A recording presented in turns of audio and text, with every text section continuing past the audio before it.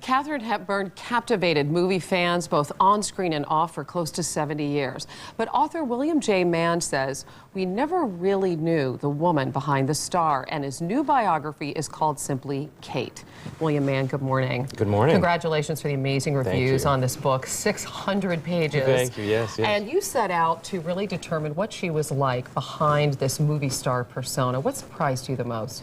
Well, what surprised me, I think, was the fact that the real Katharine Hepburn was actually even more fascinating than the legend. You know, she was more complicated, she was more sophisticated, she was more worldly than she ever let on.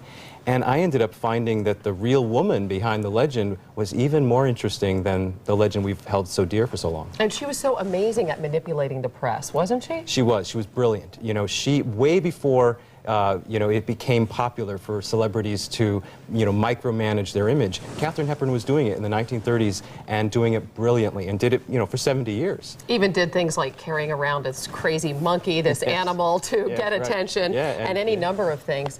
We have this impression of her relationship, and you address through the course of the 600 pages her many relationships with men and women. There she is with a monkey. Yes, right. She had this enduring love affair, or so it seemed, with Spencer Tracy that lasted over a quarter of a century, but you say it really wasn't what it appeared to be. Well, it wasn't what it appeared to be. However, you know, just because it wasn't the fairy tale that she tried to imply later in life, that doesn't mean that it wasn't an important relationship or a very significant relationship. They did love each other. You know, we can look back and say maybe there was some codependency going on in that relationship. She was always there to pick him up when he fell down. But you know, it was a relationship that mattered very significantly to her life and to his life, and you know, she romanticized it at the end, but that shouldn't negate the significance of it. It was the movie Adam's Rib that really convinced the public that they had this love affair, and it did a lot for her career as well, right? Absolutely. Adam's Rib was, you know, really the defining moment of the Hepburn-Tracy partnership, you know, and it's a wonderful, beautiful movie directed by George Cukor. It holds up very well today.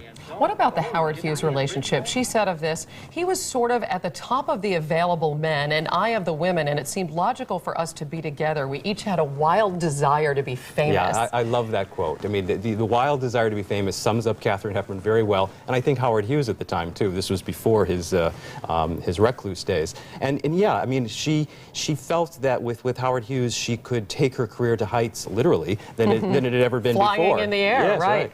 You address the very close relationships that she had with women, and you say that after some of these terrible breakups she had with the men in her life, you say that she would retreat to the comforting embrace of a community of women. Right. Did she have serious female romances? Absolutely, but at the same time, sex itself was never a real defining aspect of any relationship in her life, whether with men or with women. It was really about, for her, she found she preferred the companionship of women and the nurturance of women, but her great passions, even if they didn't include sex, were always reserved for men. You're reluctant to call her a lesbian, but is it possible that these relationships were of a sexual nature? I think it's certainly possible, but you know, contemporary labels just don't, they're not helpful in understanding historical figures, and certainly not someone as individual as Katharine Hepburn. You know, she's so complex. Yeah, very complex. And she wore pants, and she was eccentric, and at one point was even considered box office poison. Yes. But here she is, one of the enduring Hollywood icons. How did she manage to carve her legend into stone, as you put it? You know, at a very early age, Katharine Hepburn said, "I want to be famous." And she spent the rest of her life making sure she was.